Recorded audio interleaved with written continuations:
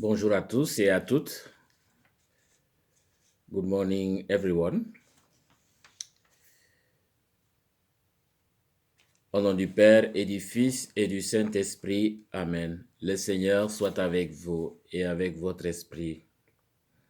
Prions le Seigneur. Dieu éternel et tout-puissant, guide-nous jusqu'au bonheur du ciel. Que le troupeau parvienne malgré sa faiblesse, là où son pasteur est entré victorieux, lui qui vit et règne avec toi dans l'unité du Saint-Esprit, maintenant et pour les siècles des siècles. Amen. Alléluia, Alléluia, Alléluia, Alléluia, Alléluia, Alléluia, Alléluia, Alléluia. Je suis le bon pasteur, dit le Seigneur. Je connais mes brebis et mes brebis me connaissent. Alléluia. Alléluia, Alléluia, Alléluia, Alléluia, Alléluia, Alléluia, Alléluia, Alléluia.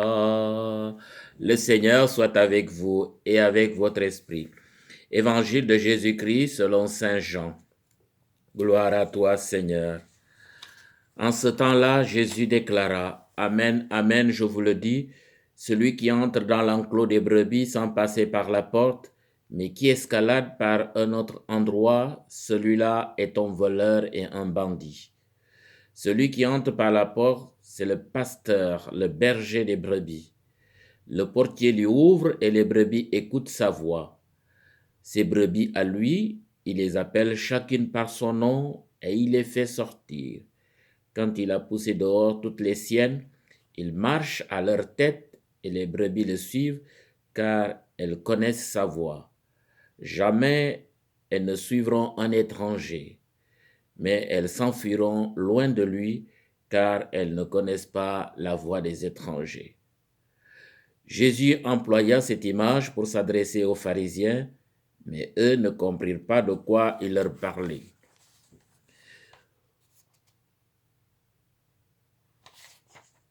Pourquoi il leur parlait? C'est pourquoi Jésus reprit la parole. Amen, amen, je vous le dis, moi je suis la porte des brebis. Tous ceux qui sont venus avant moi sont des voleurs et des bandits, mais les brebis ne les ont pas écoutés. Moi je suis la porte. Si quelqu'un entre en passant par moi, il sera sauvé. Il pourra entrer, il pourra sortir et trouver un pâturage. Le voleur ne vient que pour voler, égorger, faire périr. Moi, je suis venu pour que les brebis aient la vie en abondance. Acclamons la parole de Dieu. Louange à toi, Seigneur Jésus. Bienvenue à tous et à toutes, chers frères et sœurs, en Jésus, le Christ, le ressuscité. En ce dimanche du bon pasteur et de prière pour les vacations au service du peuple de Dieu, le texte de ce 4e dimanche du temps pascal nous invite à faire progresser notre attachement au Seigneur Jésus-Christ comme le bon berger, la porte pour entrer dans la vie du royaume que Dieu a préparé pour nous. Cette envie d'y accéder a été exprimée par ces 3000 convertis à l'invitation de Pierre au jour de la Pentecôte en recevant le baptême au nom du ressuscité. En effet, adressé aux pharisiens réticents de faire partie de ses disciples et de le reconnaître comme étant le bon pasteur, le bon berger, la parabole du bon berger est pour nous un appel à faire le bon choix de la bonne personne capable de nous faire entrer dans un endroit sécuritaire pour le salut, pour notre salut à tous et à toutes, comme le ferait un bon berger pour ses brebis. Quoi de plus approprié d'utiliser la réalité quotidienne du peuple de Dieu pour faire passer un message vital? En effet, à l'origine, les fils d'Israël étaient un peuple de nomades, un peuple de bergers. Les fils d'Israël appelaient Dieu le pasteur d'Israël, le berger d'Israël. Pour eux, Dieu agit envers eux comme un berger. Il était prêt à tout faire pour le salut et le bien-être de ses enfants. C'est lui le gardien d'Israël, le portier de l'enclos d'Israël. Jésus ose se considérer comme le bon berger pour tous les enfants de Dieu en vue de leur salut.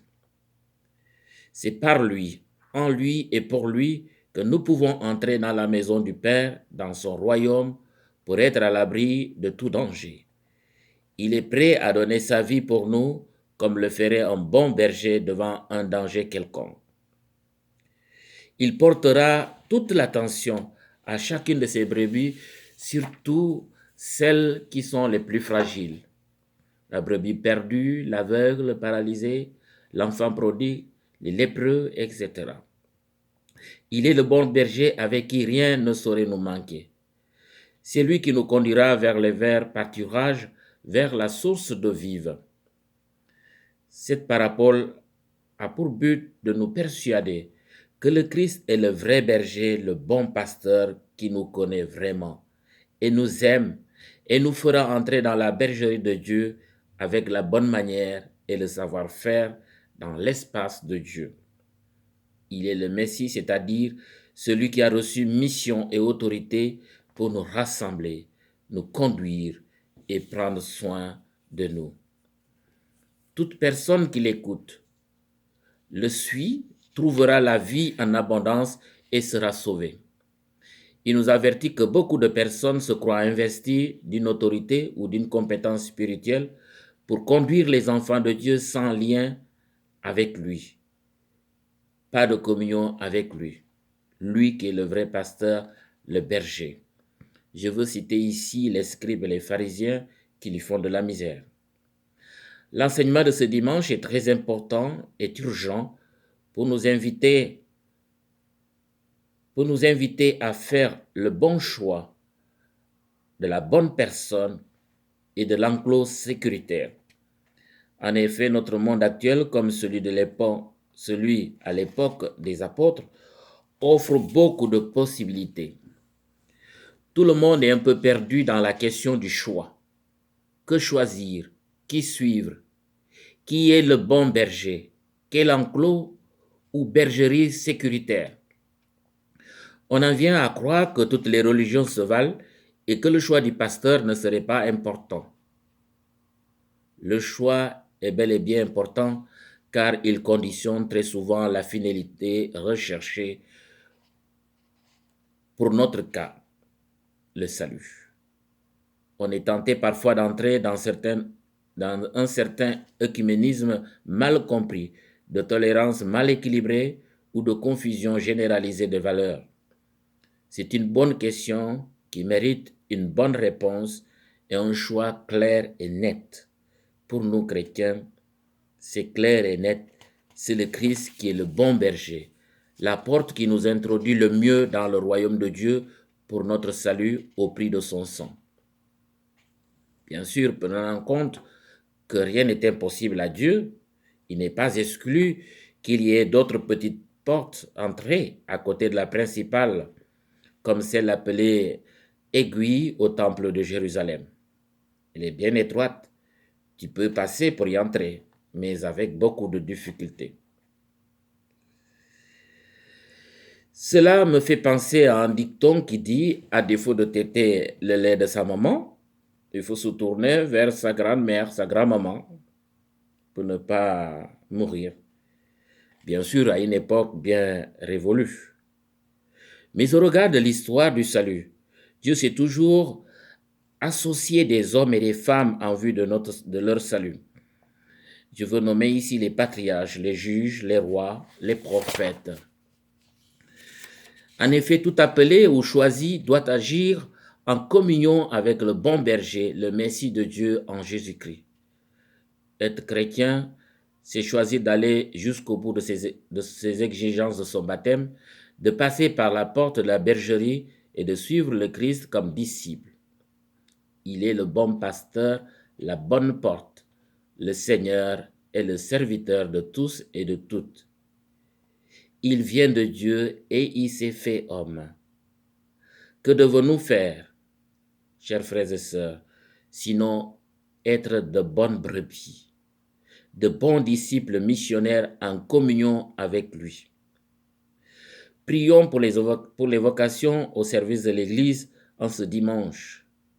Que le Seigneur bon berger nous rend capables d'être de bons bergers ou de bonnes bergères les uns pour les autres, en vue du salut de tous et de toutes.